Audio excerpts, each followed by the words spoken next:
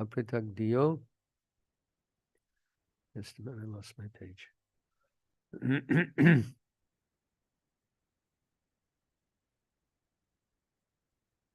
Apritagdiyo yam upasate taryaha. Synonyms: na, not. Abhyabhicharati, fails. Tava, your. Iksha, outlook. Yaya, by which. He, indeed. Abhihita, declared. Bhagavataha, in relationship with your instructions and activities. Capital Y, your, meaning Krishna, Supreme Personality of Godhead. Dharmaha, religious principle. Stira, non-moving. Chara, moving. Sattva kadambeshu, among the living entities. Apritaktiya, you do not consider distinctions. Yam, which upasate, follow. 2. Certainly, aryaha, those who are advanced in civilization. Translation: my dear Lord, one's occupational duty is instructed in Srimad Bhagvatam and the Bhagavad Gita, according to your point of view, which never deviates from the highest goal of life. Those who follow their occupational duties under your supervision, being equal to all living entities, moving and non-moving, and not considering high and low, are called Aryans. Such Aryans worship you, the Supreme Personality of Godhead. Om Jnanatimirandasya Jnananjana Shalakaya Chakshur Unmilitan Jena Tasmai Shri Gurave Namah. Nama Om Vishnu Padaya Krishna Prishtaya Bhutale Shri Mate Bhakti Vedanta Swami Niti Namine Namaste Saraswati Deve Gauravani Pracharine Nirvishesha Shandavadi Paschatya Shatarine Nama Shishtam Manumapi Sachi Putramatra Sarupam Rupam Tasyagajam Uripurim Matarim Goshnavatim Radha Kundam Girivaram Ahoradhika Madhavasam Prapto Yasya Pratita Kripaya Shri Gurum Tam Natosmi Tvam Gopika Vishwaraveshthaniyantake Shri Sevadikarini Guru Nijapada Padme Dasyam Pradaya Kurumam Vajakanane Shri Radhangri Seva Narase Sukhinim Sukhabno Radha Sambhuka Sangsakting Sakhi Sangha Nivasanim Tamaham Satatam Bande Madhavashraya Vigraham Vande Rupa Sanatano Raghujago Shri Jiva Gopalako Vande Nanta Adbhutashayam Shri Chaitanya Mahaprabhum Nichopi Yat Prasadat Sad Bhakti Shastra Pavartaka Nityanandamaham Nomi Sarvanandakaram Param Harinama Kadam Devam Avaduta Shiromini Krishnaya Vasudevaya Devaki Nandanaya Cha Nanda Gopa Kumaraya Govindaya Namo Namah Taptakanshana Gaurangi Radhe Vrindavanishwari Vishabhanu Sute Devi Pranamami Hari Priye Panchakopatubhyascha Kripa Sindhubhyeva Cha Patitanam Pavinibhyo Vaishnavibhyo Namo Namaha. So I wanted to comment on the translation. There's some important points there before we move on to the purport. The text is explaining that one's occupational duty is instructed in Srimad Bhagavatam. This is a very important principle, that for every class of person, there is an occupational duty. This is the exact opposite of what we hear in modern demoniac society that teaches everyone is equal.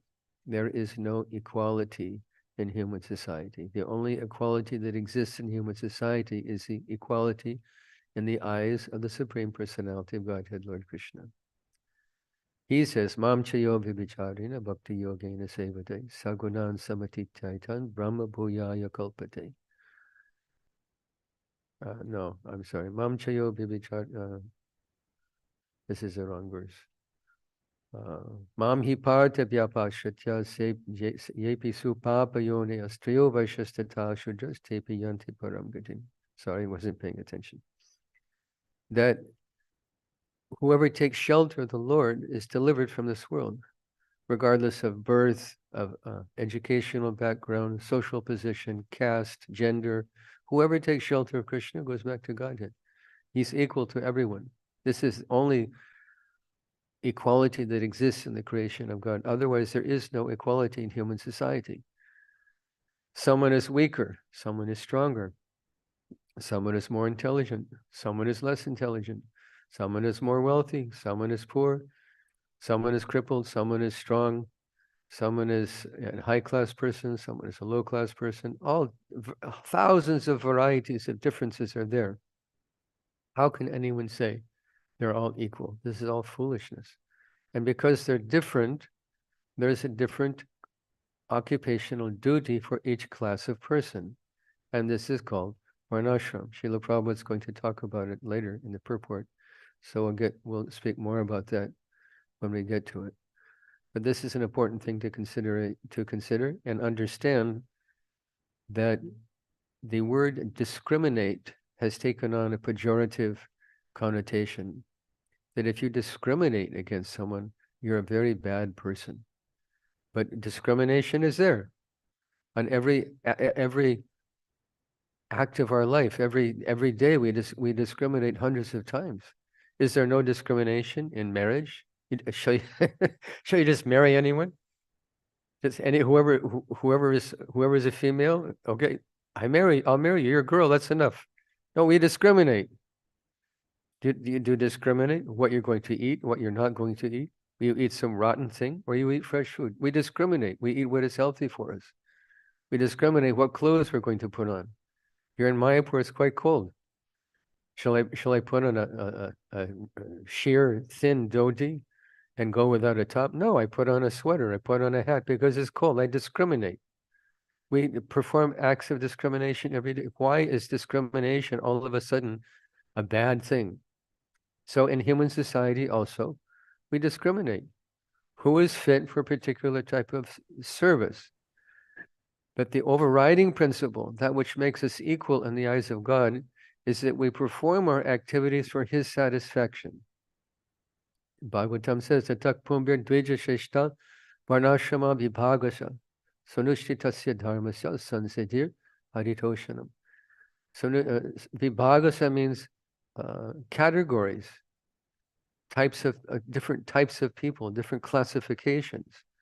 The perfection of every classification that makes us all equal, that makes us eligible to go back to Godhead, is sansidir haritoshanam, to please the Lord, to give happiness to the Lord, to take up bhakti. Bhakti is a verb. Bhakti isn't an adjective, it's a verb. It means the activities of devotional life. And anyone who takes that up becomes liberated from the material world. What else, what more do we want out of life than to become liberated and go back to Godhead? So in this way, there is equality in human society. There can be harmony in human society if we discriminate between the different classes, different types of people. Shall we put a fool in charge of the university, an uneducated person, or shall we put a person who holds a PhD degree? Shall we put a weakling, a skinny, weak guy in charge of the police force? Or shall we put a strong, powerful man in charge of the police force? Shall we put a man who doesn't know how to handle money, who's a financial failure, who's a spendthrift, who doesn't know how to save and invest money? Shall we put him in charge of the bank? You get my point? There's all different types of people. And we discriminate and we place the most qualified person in the category where they will flourish. And we'll talk more about varnashram later on in this purport. Prabhupada brings it up. So these things are instructed, it says right here, as is instructed in Srimad Bhagvatam. Bhagvatam is not just how to become liberated from this world, how to relish the esoteric, intimate pastimes of the Lord. It's like practical advice where the rubber meets the road, how to live in this world and become liberated from this world, how to engage one's activities and energy in the service of the Lord in such a way that one is liberated at the end of life. Such most practical instruction are there in Srimad Bhagavatam and Bhagavad Gita. And it says, according to your point of view, capital Y-O-U-R, according to the Lord's point of view. This is also an important principle. We read in Bhagavad Gita that nashasti vidimutsaja vartate kamakarata nasasiddhim avapnuti nasukam na param gatim. That if we reject the Lord's point of view, which means Shastra, Shastra means Shasdhatu. The root verb of Shastra is Shas. Shastra means to control. Shastra, Shasana, Sishya, Shasana. It means to be to control. A weapon controls. A Sishya, a disciple, is under control. Shastra is meant to regulate and control the activities of human life because it is the Lord's point of view. It is His point of view. Who knows better? Some politicians? Some renegade philosopher, some fool? Or does the Lord know what is best for His creation? What is best for His creatures, the inhabitants of this world? So someone who accepts Shastra Vidhi, the instructions of Shastra, for him, he's eligible to go back to God. He's eligible for happiness in this material world. He is eligible for upliftment. Not the person who rejects nasasiddhim avapnuti, na sukham, na param gatim, no happiness, no elevation, no going back to God. If we reject Shastra. So we accept the Lord's point of view, we surrender to the Lord's point of view, and live happily in this material world, and at the end, go back to Godhead. As it says here, who follow their occupational duties under your supervision. Under the supervision of the Lord, according to His point of view, following one's occupational duty. There's so much to be learned in these few sentences from Srimad Bhagvatam. So let's move on to Srila Prabhupada's purport. It's a long purport. Hopefully we'll get through. Purport by His Divine Grace, A.C. Bhaktivedanta Swami Srila Prabhupada Ki Jai. Bhagavat Dharma and Krishna Katha are identical. Sri Chaitanya Mahaprabhu wanted everyone to become a guru and preach the instructions of Krishna everywhere, from the Bhagavad Gita, Srimad Bhagavatam, the Puranas, the Vedanta Sutra, and similar Vedic literatures. Aryans, who are advanced in civilization, follow Bhagavat Dharma. That's also important definition. Aryan does not mean a particular genetic class. Aryan means someone who follows the principles of Shastra. It's not something you're born into. Rather, it's a principle of life that one accepts based on Shastra. And Prabhupada will explain more in the purport as we read through. But it is not a genetic classification. Indo-Iranian, I think it's described in dictionary. So who is advanced in civilization? Those persons who follow Shastra. Those persons who follow Shastra, accept the Lord's point of view, are Aryans. And they follow Bhagavat Dharma. Prahlad Maharaj, although merely a child of 5 years, recommended Koma Ramacharit Pragyo Dharman Bhagavataniha Durlabham Manusham Janma Tadapyudruvam Artadam. Srimad Bhagavatam, Canto 7, Chapter 6, Text 1. Prahlad Maharaj preached Bhagavat Dharma among his classmates as soon as an opportunity was afforded by the absence of his teachers from the classroom. He said that from the very beginning of life, from the age of 5, children should be instructed about Bhagavat Dharma, because the human form of life, which is very rarely obtained, is meant for understanding this subject. But what is happening in human society? I watched a video clip that was sent to me of a person interviewing, I think there were 6 young teenage girls, early teens, 12, 13, 14, like that. So he asked them, how much time do you spend on the internet with your mobile phone? One girl said 12 hours. Another girl said 8, someone 6, someone 10. Their whole life is connected to their phone. And they explain that their popularity in the world and amongst their peers is based not on academic performance, athletic ability, intelligence, grade point average.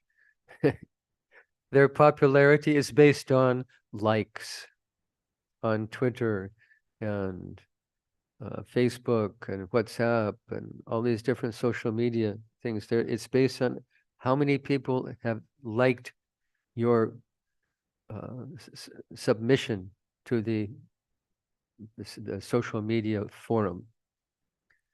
And because sometimes they do horrible things to each other. They explain one of their friends committed suicide because she was so humiliated online through the medium of her mobile phone. And what is the mobile phone telling us? What to eat, what to wear, what movies to watch, how to talk, who is your friend, what to eat, who to vote for, what is true, what is false. They completely control the whole world with the rhetoric of COVID. The COVID disaster in human society. People die every year. Tens of thousands of people die every year. Every flu season, people die. But people are so manipulated because who doesn't have a mobile phone? It teaches us everything. Whatever we see in the mobile phone becomes gospel truth. And that so-called gospel truth is fed through a media machine. Someone else showed me a clip. Of course, here I am. I'm also watching. The truth comes out. That it showed about 50 different small vignettes of media television announcers.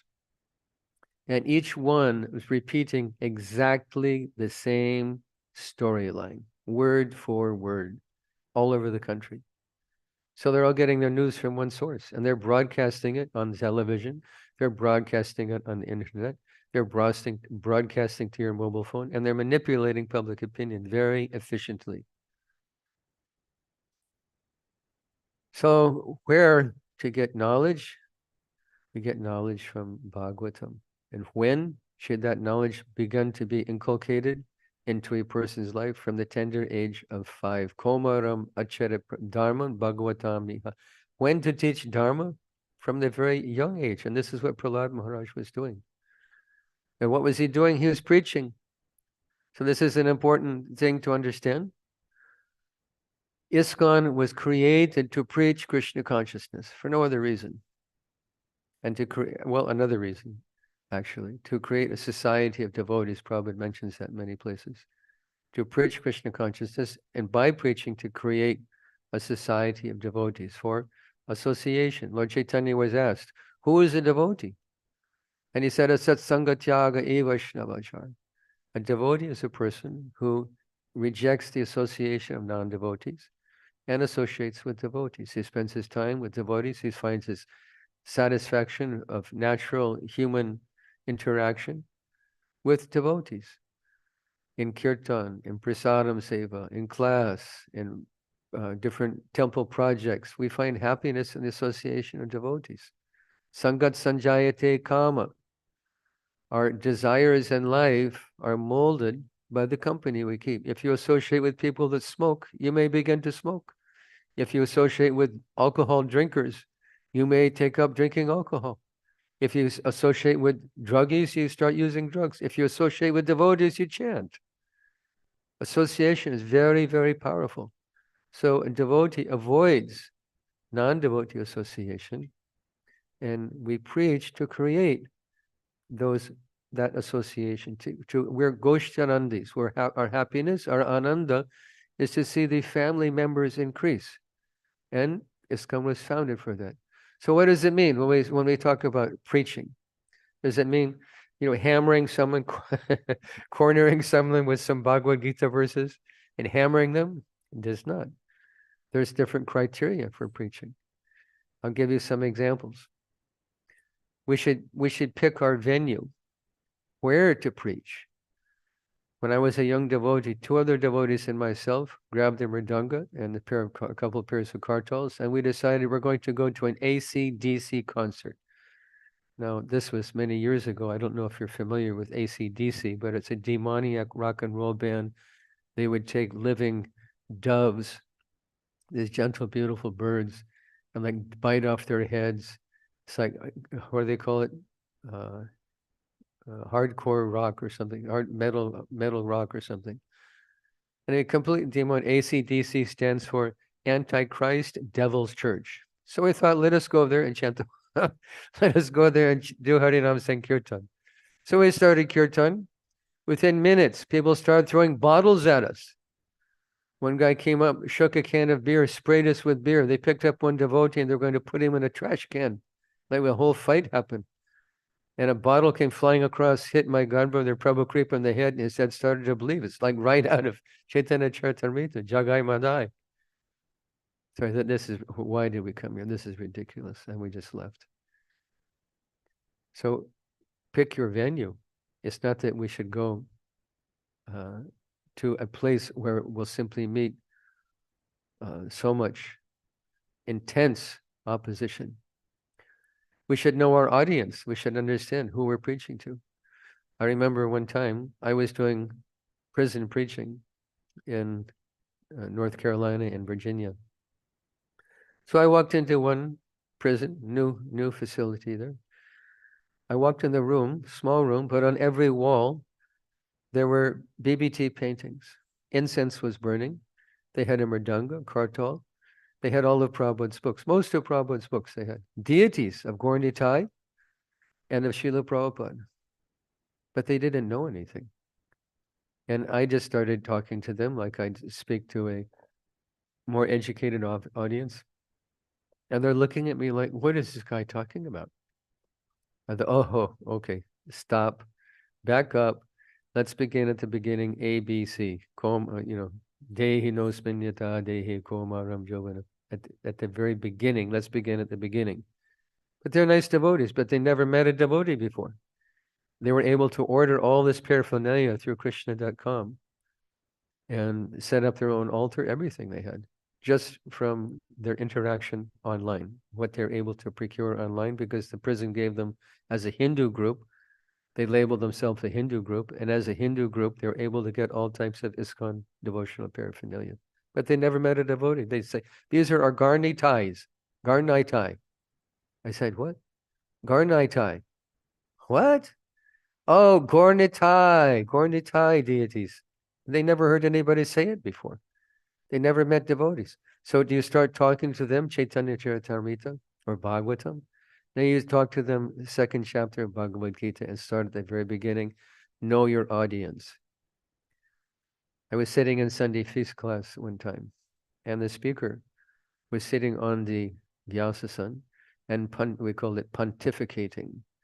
They were saying, no shouting, no illicit sex, no gambling, no intoxication, no meat eating, and this is what it means to be a devotee.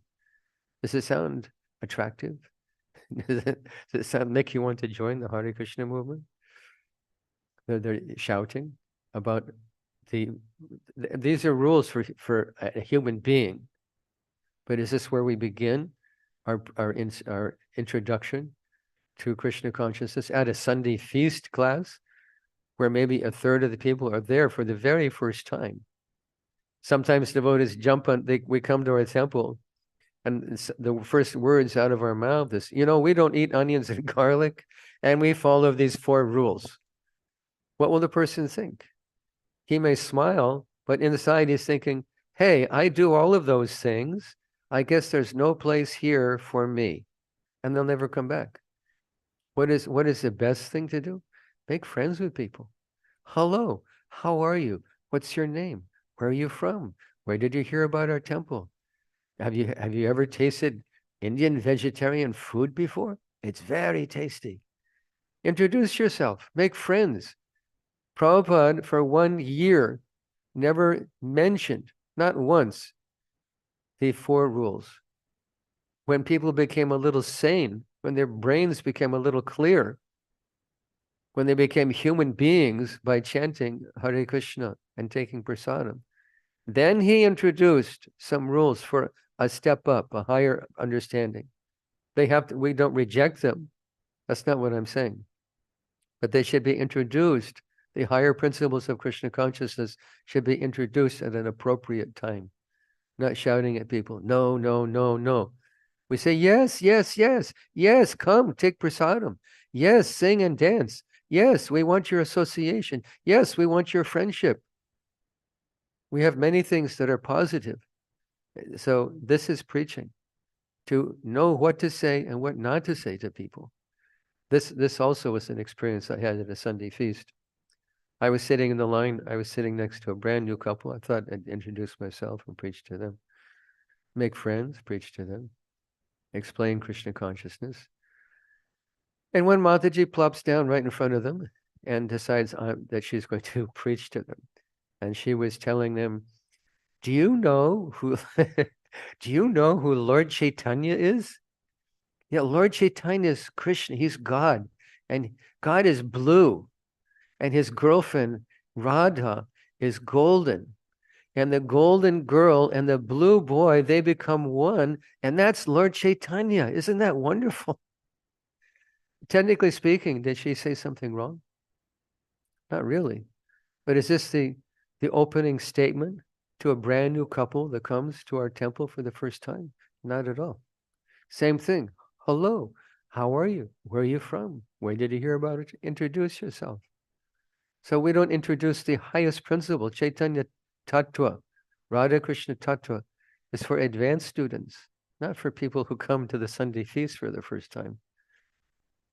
We should also not indulge in argumentative presentation of Krishna consciousness. I made this mistake with one. I was a new devotee, and I was very fired up. I'd learned a few Bhagavad Gita verses, and I got in a big argument with one of the Sunday feast attendees, a very nice, pious man.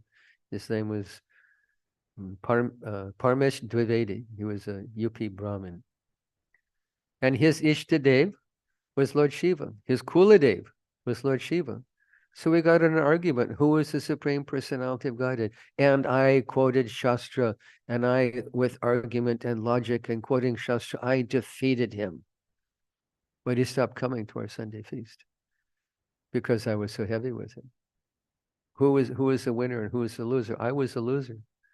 My so-called preaching drove him away. I could have just as easily quoted many positive things about Lord Shiva. Vaishnavanam Yata Shambhu. We worship Lord Shiva. We want the mercy of Lord Shiva. We bow down to Lord Shiva. We're so happy to have you for the Sunday feast. So we should be careful not to get in useless, pointless arguments that have no resolution. We should be positive in our presentation of Krishna consciousness, unless there's some demoniac person who interrupts the Sunday feast lecture or asks some challenging question during the Sunday feast lecture. Then we have many things to say to such a person. But one-on-one, we should remain positive with people. Again, more in the category of pick your venue, the Denver Temple also had established a friendly relationship with the local Colorado Vegetarian Society. So we used to go, we bring prasadam to their potluck dinners, and we'd talk to people, thinking that maybe we'd be able to cultivate some people, thinking, oh, these guys are vegetarians, they're good candidates for Krishna consciousness. Not so. Not one devotee came out of it. They'd come to the Sunday feast sometimes, they come to the restaurant, but they have no inclination for spiritual life. I was sitting at a table talking to one man, and he was dyed in the wool, absolutely committed, 100% atheist. But he's a vegan. Okay, so what? A pigeon's a vegan. So all glories to your pigeon mode of eating. I didn't say that to him. But pick your audience. Pick someone who's ready. Invest your time in a person who's ready for Krishna consciousness. Similarly, I used to go to a interfaith group. We have many things in common with other religions, but ultimately, they're really not candidates. They're candidates to develop a friendly relationship. They should appreciate Krishna consciousness. ISKCON is a bona fide spiritual tradition. That's a good, we should associate them with that principle in mind. But frankly speaking, they're dull beyond belief. I was sitting with a group of maybe 10, 12 people, and they're all professional, well-situated doctors, lawyers, advocates, rabbis. One was a Christian priest. So the discussion came up, is God a person? And not one of these people, so-called spiritual leaders in their own communities, imams and rabbis and Christian priests, not one of them could accept that God is a person. So I said, if he's not a person, who are you praying to? Only a person can answer your prayer. Only a person can hear your prayer. Only a person can reciprocate, or can have a relationship. Can you have a relationship with, a stone pillar, with a brick? God is not a thing. He's a person. But not one of them could accept that God is a person. How he's beyond the scope of our understanding. That's not an answer. What is God's personality? Not one of them could accept. I stopped going there. What is the point? To sit and just chit chat with them? I like you. You like me. You're okay. I'm okay. What is the value of that? Better to invest our time with someone who wants to hear the wonderful philosophy from the pages of Srimad Bhagvatam and Bhagavad Gita. So we should know what to say and what not to say also. That's also an important principle in preaching. Recently here in West Bengal, we have a very amazing, talented, actually empowered preacher. I've met in my travels around India, I've met 3 people that became devotees just by listening to him on WhatsApp. His name is Amoga Leela Prabhu. He's a disciple of His Holiness Gopal Krishna Maharaj. And he's an amazing preacher. But he's a fearless preacher also. And he heavily criticized Vivekananda, who was a womanizer #1, who became, because of his womanizing habits, became completely impotent, so that he couldn't be a man with his own wife. So he started calling her mother. And people are like, oh, so advanced in spiritual life, calls his wife mother. Well, what is the actual truth? He was impotent. He was a cigarette smoker, a meat eater, and this person is as good as God. So and there's a book about it. So he pointed it out. And it created riots in Calcutta, because they all love Vivekananda. By vote, by vox populi, he's become an incarnation of God. That's not what an incarnation of God is. But by votes, and we had life members that wanted to cancel their subscription and cancel their support of ISKCON, and people, demonstrating outside the temple. It was a huge scene. So better not to kick a bee's nest, a hornet's nest, because if you kick a hornet's nest, you're going to get stung. So again, what to say and what not to say. We can criticize the activity, but we should be careful not to completely alienate people by our preaching.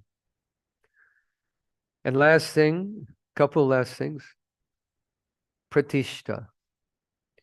Because there's a certain amount of recognition, even by Lord Krishna says, Anya priyataro bhuvi, there's no one more dear to me than someone who explains this Bhagavad Gita.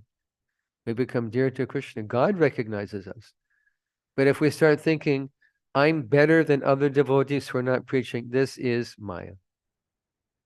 If we post ourselves as superior to a devotee, for example, who's up every morning dressing the deities, offering Mangal Arti, cooking for all the devotees, cleaning the temple, managing the temple, balancing the books, taking care of children. This is Maya, to post yourself above them.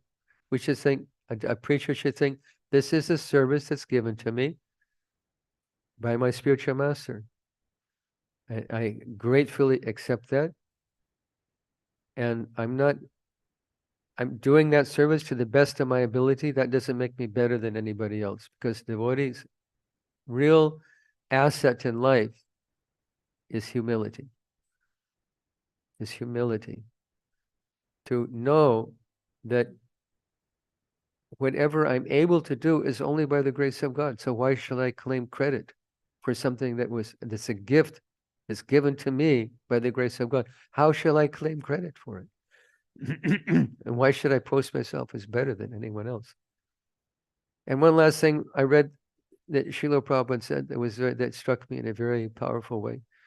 He said, the way to develop the love, what is the way to develop the love of God that the gopis have? How to develop the love of the gopis? He said the answer, was to spread Krishna consciousness all over the world. That if we cooperate with one another as a society, with this objective in mind, we develop highest love of God that we saw in the activities of the gopis. Selfless love of God, self-effacing love of God, where Krishna is everything. Yugayutam nameshena chakshusha prabhishayutam shanyayutam jagat sarvam govinda virahiname. Chaitanya Mahaprabhu, in the mood of Srimati Radharani, made this prayer. He saw the whole world as void, as meaningless. That a blink of an eyelid was like, Nimeshina means a blink of an eye, to be like 12 years or more. Tears are flowing from my eyes like torrents. Why? Govinda Virdahinam, due to separation from Krishna. That is available to us by this process of Krishna consciousness. But it requires humility. So let's move on. We'll try and get through this purport. Back to Srila Prabhupada's purport. So preaching, Prabhupada created this ISKCON society to preach Krishna consciousness. Preaching doesn't mean you just speak anything to anyone. Like it's like people have they have a gun called a shotgun. It has many, many pellets inside, and it covers a broad target. That's not preaching. Preaching, big festivals is that type of preaching. But one-on-one means you're a marksman. That you find a target, you understand what this person needs to hear to become Krishna conscious, and you present it gracefully, in a friendly mood, and try and change their way of thinking, enlighten them, illuminate their thinking process. What is the goal of life? Why are you here? Why did you take birth? What are you doing here? We should be in that way. So Prabhupada's purport, Bhagavad Dharma means living according to the instructions of the Supreme Personality of Godhead. In Bhagavad Gita, we find that the Supreme Lord has arranged human society in 4 social divisions, namely Brahmana, Kshatriya, Vaishya, and Shudra. Again, the Puranas and other Vedic literatures set forth 4 ashrams, which are the divisions of spiritual life. Therefore, Bhagavad Dharma means the Varnashram Dharma of the 4 social and 4 spiritual divisions. And Shastra says, Varnashrama Charavata Purushena Purapraman. I'm forgetting the rest of the verse. Anyway, Shastra explains that this is the highest way. Lord Chaitanya, Ramananda Roy quoted this verse to Lord Chaitanya. And Lord Chaitanya said, very nice, there's something more. There's something more. But this is very nice. That human society should be organized according to Varnashram. Now, what does that mean? Sometimes we hear devotees talking, they throw this word around, Varnashram. What does it mean? It means to expect different classes of people that exist in society to behave according to their nature. Again, Chaturvanyam Maya Shishtam Guna Karma Vibhagasha. Vibhagasha means categories. And this system, Krishna says, Maya Shishtam is created by me. ISKCON is not creating Varnashram. When we talk about implementing Varnashram, what does it mean? It doesn't mean we're creating it. Maya Shishtam is created by Krishna. It's his system. We see in society natural divisions. There is an intellectual class, the teachers, the priests, the intellectual people, the poets, the philosophers, thoughtful people, Brahmin class, administrative class, the guys who want to be in charge.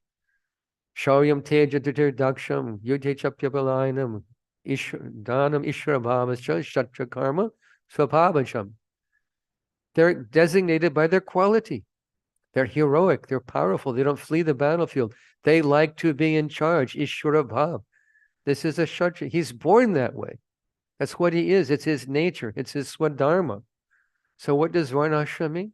It means you're a leader.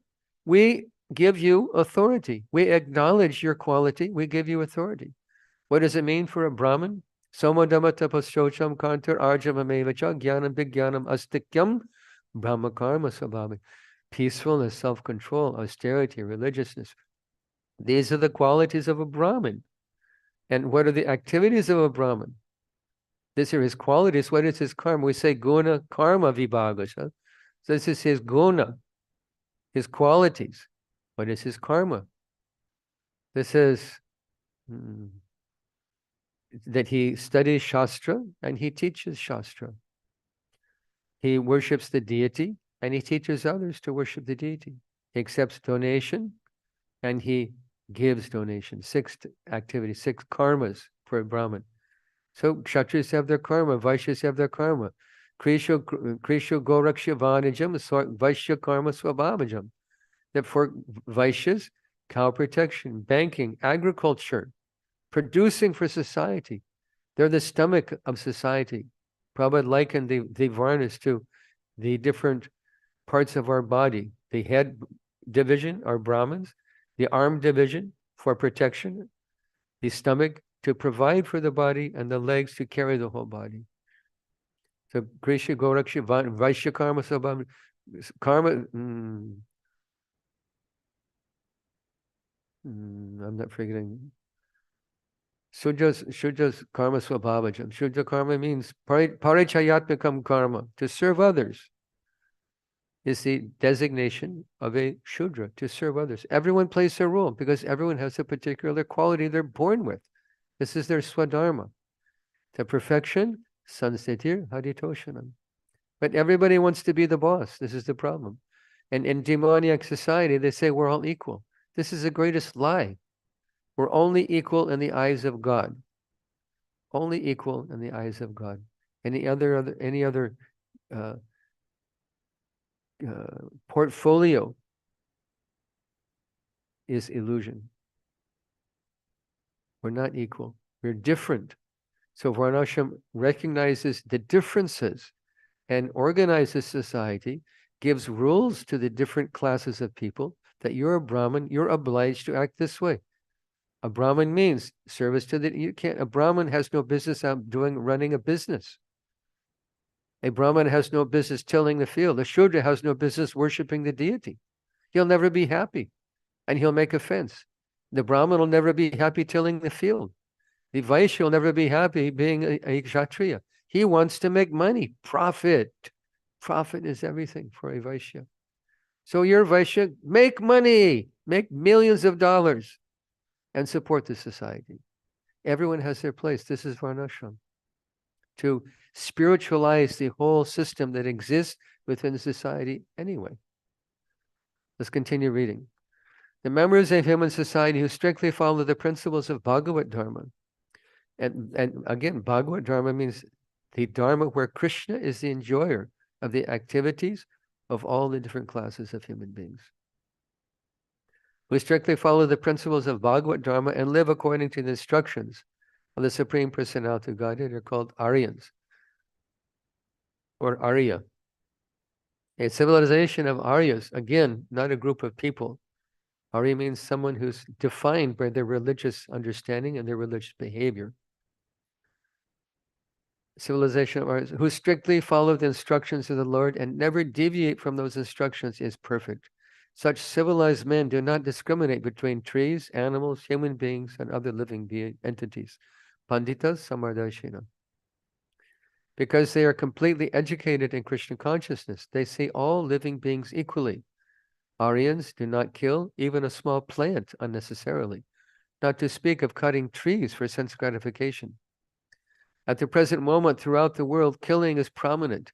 Men are killing trees, they are killing animals, and they are killing other human beings. Also, all for sense gratification. This is not an Aryan civilization. Think about it. What kind of culture we're living in. Even simple thing. How much paper is wasted every day printing all these useless newspapers for what? Of course, newspaper business is failing. Well, that is good for the trees. It's failing because of this internet and mobile phone. You can get your news on your mobile phone. Who needs a newspaper? And you can make it talk to you also. So the newspaper business is failing. Magazine business is failing. But they print all this garbage literature that has no connection. Bhagavatam calls it Vyabhasa Tirtham, a place of pilgrimage for crows. all regurgitated same news. Someone got raped, someone got robbed, there was a murder, there was a fire, there was an auto accident. It's the same news, regurgitated over and over again. Chewing the chewed.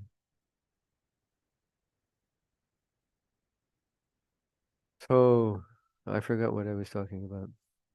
Oh, the trees. They're cutting millions of trees just to pay a simple thing, toilet paper. Toilet paper. Wash your body with water. This is the civilized way. One time I was giving a Sunday feast lecture, and this stupid guy in the audience stands up, says, I heard you guys don't use toilet paper. That's disgusting. I wasn't fazed. I said, sir, if you're walking across the lawn and you slipped and you fell into a big pile of fresh, warm dog manure, what would you do?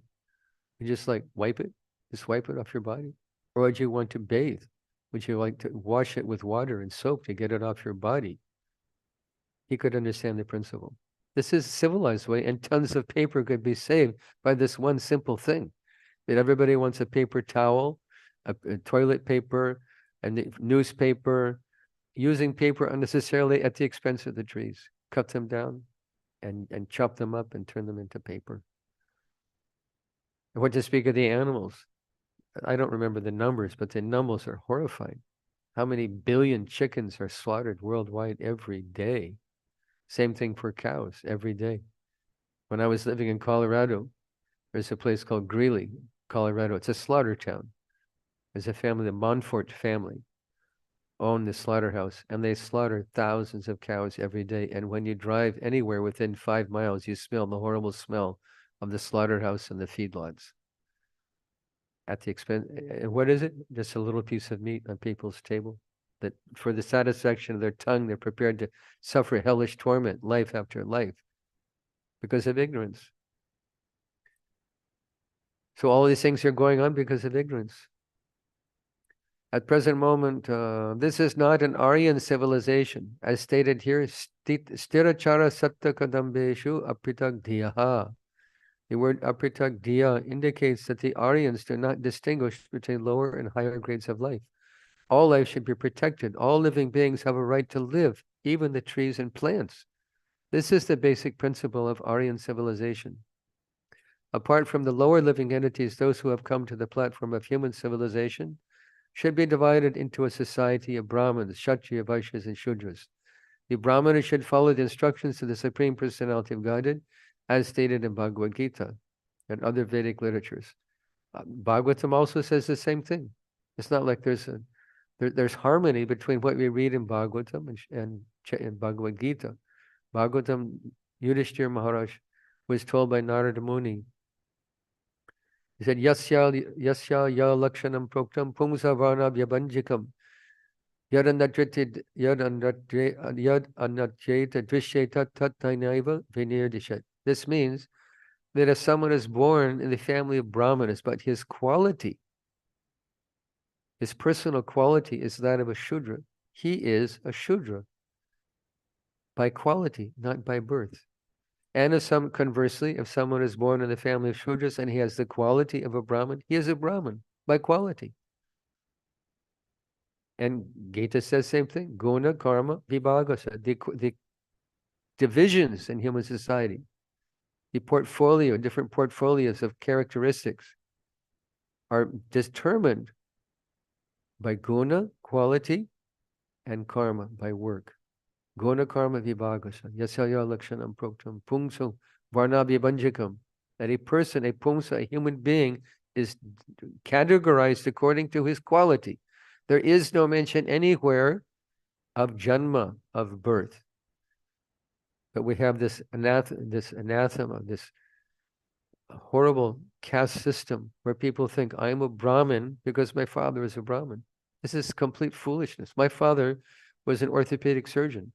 Does that make me a surgeon? Does that make me qualified to enter the operating room and start cutting on someone's body because my father was a surgeon?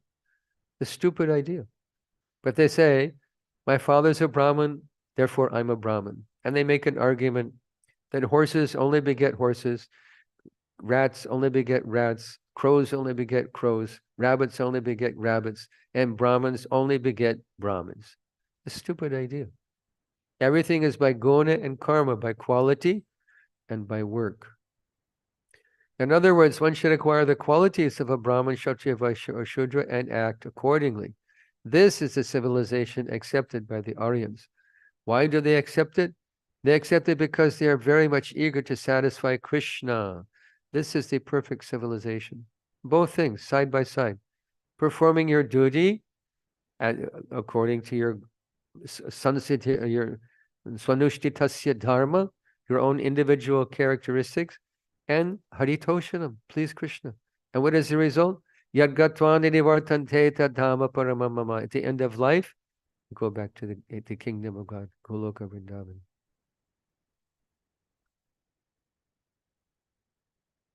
Aryans do not deviate from the instructions of Krishna, nor do they have doubts about Krishna. But non-Aryans and other demoniac people fail to follow the instructions of Bhagavad Gita and Srimad Bhagvatam. This is because they have been trained in sense gratification at the cost of all other living entities. Nunam pramata kurute vikarma. Their only business is to indulge in all kinds of forbidden activities for sense gratification. Yadindriya priyate apranoti. The rest of the verse, nasado manyayata atmanoya asannapi kleshada ashadeya. What is the result of such a demoniac civilization that is completely overwhelmed by desires for sense gratification, who makes sense gratification the only objective of life? What is the result? They simply become ashadeha. They get another material body, life after life after life. And the only antidote for repetition of birth and death is Krishna consciousness. They deviate in this way because they want to gratify their senses. They have no other occupation or ambition. Their method of civilization is condemned in the previous verse. Kashemo nichaparayo kiryan vyarta saparadruha dharmena. What is the meaning of a civilization that kills oneself and others? Not only are they killing themselves, but they're killing a whole class of individuals who think that the goal of life is sense gratification. This verse, therefore, advises that everyone become a member of the Aryan civilization and accept the instructions of the Supreme Personality of Godhead. This is what it means to be an Aryan. This is the definition. Who is an Aryan? Someone who accepts the instructions of the Supreme Personality of Godhead. One should conduct his social, political, and religious affairs according to his instructions. We are spreading the Krishna consciousness movement to try to establish a society the way that Krishna wants it. This is the meaning of Krishna consciousness. We are therefore presenting Bhagavad Gita as it is and kicking out all kinds of mental concoction. Fools and rascals interpret Bhagavad Gita in their own way. When Krishna says, Manmana bhava mad bhakto madhyajimam namaskuru, always think of me, become my devotee, worship me, and offer your homage unto me, they comment that it's not Krishna to whom we must surrender. Thus they derive imaginary meanings from Bhagavad Gita. The Krishna consciousness movement, however, strictly follows Bhagavad Dharma, the instructions of the Bhagavad Gita and Srimad Bhagvatam, for the complete welfare of human society. One who misinterprets Bhagavad Gita, twisting out some meaning for his sense gratification, is a non-Aryan. Therefore, commentaries on Bhagavad Gita by such persons should be immediately rejected. One should try to follow Bhagavad Gita as it is.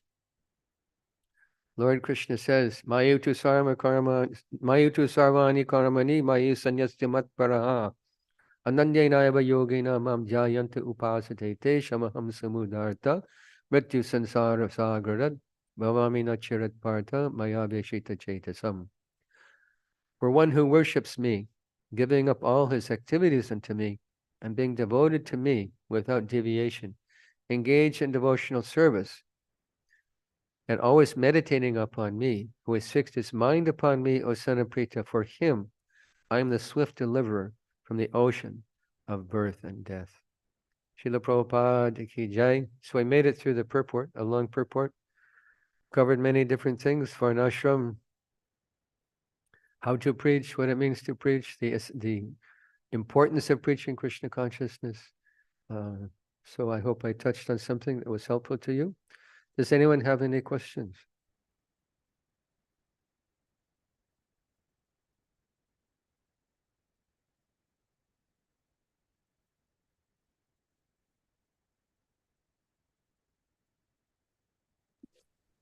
Hare Krishna, Prabhuji, Dhanvat Pranam, Prabhupada Maharaj. Such a wonderful class, and you covered so many points. Especially, we like the how you shared your personal experiences from the prison, and yeah, and the other two experiences also. So thank you so much for sharing that. It is so inspirational that we should choose the venue where to we can preach the people or do Hare Krishna Sankirtan. So, Hare Krishna. Thank you, Prabhuji. Thank you, Mataji. There is an art to preaching. Yes, Prabhuji. We should actually Prabhupada gave an example. He said, preaching Krishna consciousness is not like picking a fruit from a tree. You see the fruit, I want that, you take it. But it's a blessing. We should pray for that blessing to be able to preach Krishna consciousness in such a way as to inspire people to take up the process. We should pray for that blessing because it is a blessing. As much as learning a musical instrument or learning to cook or drive a car or be expert at computers, anything. It requires some blessing, some higher blessing. So preaching is the same way. We should pray for that blessing to be able to properly represent Srila Prabhupada and our Guru Parampara. Yes, Prabhuji. Thank you so much.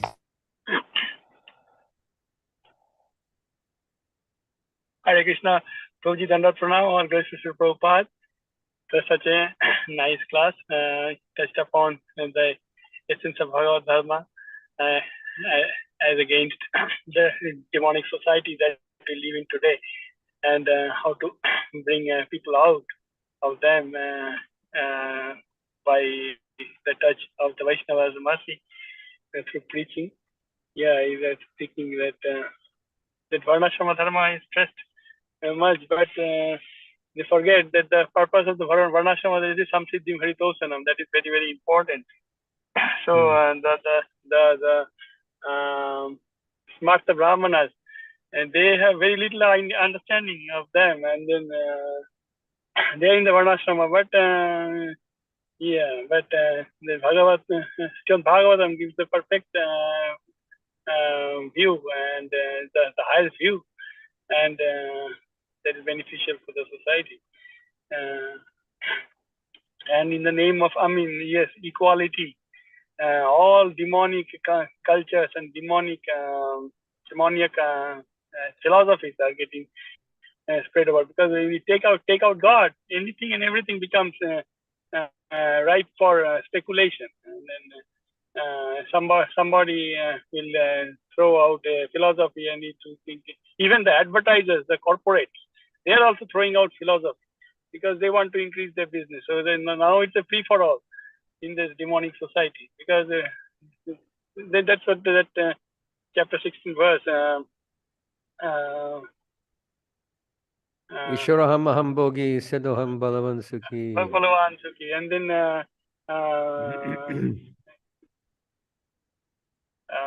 Ishwar, no, then Dambo Darpa Bimanascha Krodha Kaparushame Bacha Abhijaitasya. I can't remember all the verses.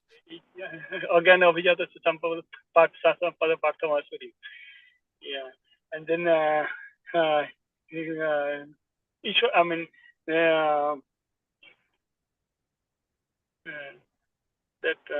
there's no God in control.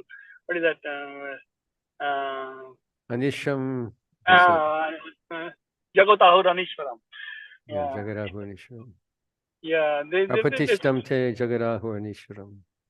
Yes. Asatyam rapatishtam te Jagarahu Anishwaram. Yes. So this is that condition. Whenever we see from the eyes of the Bhagavad Gita, Srimad Bhagavatam, everything becomes so clear.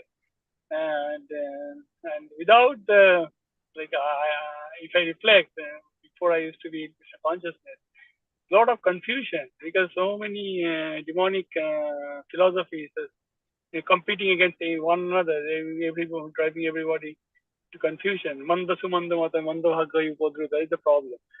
So this Bhagavatam, Bhagavad Gita, so nice and blessings for the, and of course the direction, the guidebook and the manual for the human body.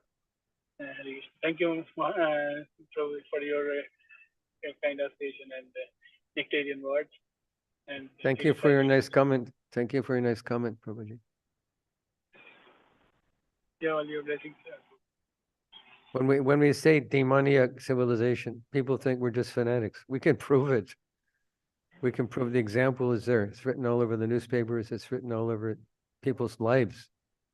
How unfortunate lives they're living. Because when you say demoniac, that doesn't mean some guy with big teeth and long fingernails and he eats babies and not like that. Demonias can be best looking, well-dressed demon because they deny the existence of God and they make sense gratification the objective of life. This is a demon. And they're destroying the world. Asatyam rapatishtam te jagadahornisham. They say this world is false. There's no God in control. And the kama haitukam. The only way that the world goes around is by lust.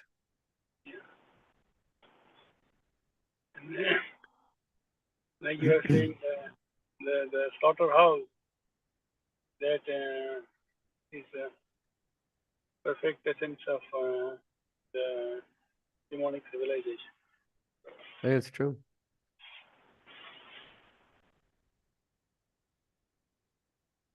Anything else? Thank you very much for your kind attention, Mataji's, Prabhuji's. Thank you for the opportunity to say something about Bhagavatam today. Srila Prabhupada ki jai, Grantaraj Srimad Bhagavatam ki jai, Nitai Gaur, Nitai Gaur. Panchakalpatarvyascha कृपा सिंधु वैवच पतितानां पावनेभ्यो वैष्णवेभ्यो नमो नमः. अनंत कोटि वैष्णव वृंद की जय. श्रील प्रभुपाद की जय. हिज ग्रेस सर्वद्रिक प्रभु जी की जय. Thank you so much Prabhu ji. Hare Krishna. Hare Krishna.